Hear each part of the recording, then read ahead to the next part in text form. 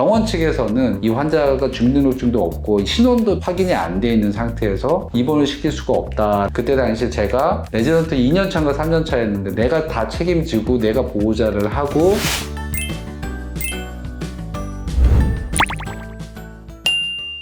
안녕하세요.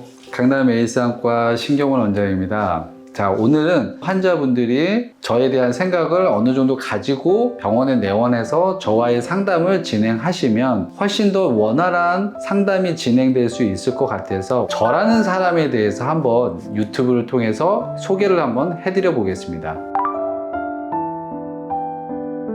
제가 어렸을 때는 이 의사라는 직업이 많지는 않았어요. 그래서 사실 제가 어릴 때 뭐 의사가 되겠다 뭐 이런 생각은 별로 없었고요. 중고등학교 때까지도 그냥 공부를 하는 학생이었지 뭐 내가 꼭 무언가를 해야겠다고 생각해서 공부를 했던 학생은 아니었던 것 같습니다. 그냥 공부 열심히 해서 부모님이 뭐 가라는 학교 가고 뭐 이러는 정도였던 거죠. 그래서 사실은 저 같은 경우는 대학교를 원래는 공대를 진학을 했었어요. 공과대학교 토목과를 진학을 했었는데 의대로 바뀌게 된 계기는 제가 군 생활을 마치고 이제 복학 준비를 하고 있었는데 저희 아버지가 좀 아프시면서 아버지를 병간호하면서 병원에 두세 달 생활하는 시간이 있었습니다. 그때 병원에 돌아가는 것과 뭐 의사에 대한 생활도 좀 접하게 됐고 아버지께서 너가 복학 준비를 하고 있는데 복학을 좀 1년 늦추더라도 우리 아들이 의사가 되는 거를 아버지가 한번 좀 보고 싶다라고 말씀도 하셨고 그때 당시가 사실 IMF 세대였거든요. 그래서 우리나라의 산업 기반이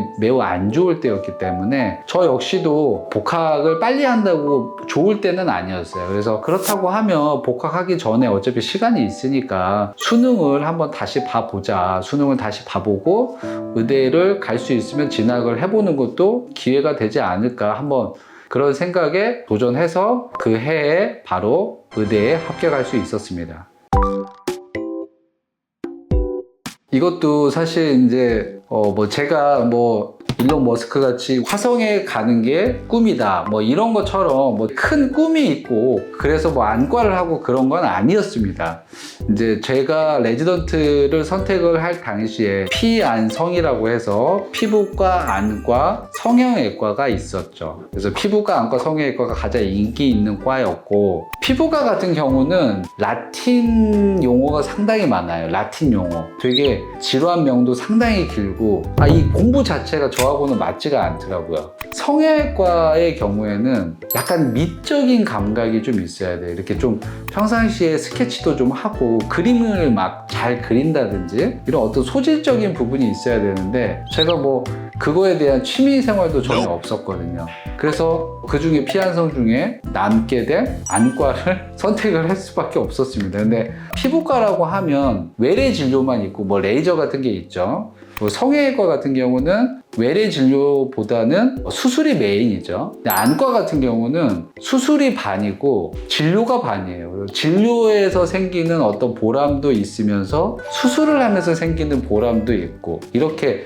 적당하게 진료와 수술을 반반 정도 섞을 수 있는 과가 안과였던 것 같아요. 그래서 제 나름대로 안과를 선택하지 않았나 싶은 생각이 있습니다.